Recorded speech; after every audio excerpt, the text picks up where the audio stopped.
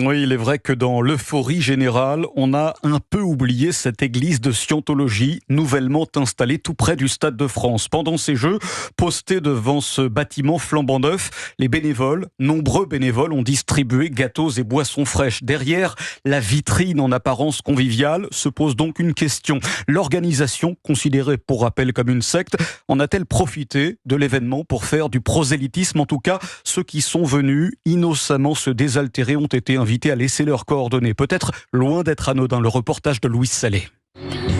La musique invite à danser, café, verre d'eau sont servis avec le sourire et des prospectus anti-drogue disposés sur une table. Un jeune homme posté derrière le stand a attiré la curiosité des vignes. Il nous a fait la promotion du non à la drogue et en même temps, il nous a parlé de l'église aussi. Quand on est passé, il y avait énormément de monde et le café était gratuit, les boissons gratuites, donc ça attire. Stéphane, supporter allemand, est interloqué.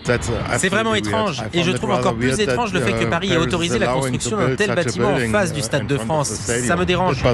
Tandis que Sébastien préfère en rire. Ils ont bien joué leur coup, je pense, pour foutre ce beau gros bâtiment bien joli à côté du Stade de France juste pendant les JO, quoi. Force à eux, force à Tom Cruise. La star américaine est une figure de la scientologie. La Mivilude, l'organe du gouvernement contre les dérives sectaires, appelle à la prudence. Donatien Levaillant en est le chef. Nous souhaitons simplement rappeler que, compte tenu des signalements qui nous ont été adressés, il y a des risques pour les personnes d'être confrontées à des exigences financières exorbitantes, une rupture avec l'environnement d'origine. Et les grands événements sportifs sont bien connus pour être des lieux où des groupes peuvent essayer de toucher le plus large public. D'autres signalements ont été reçus pendant ces Jeux sur des églises évangéliques qui ont profité elles aussi des épreuves pour distribuer des tracts.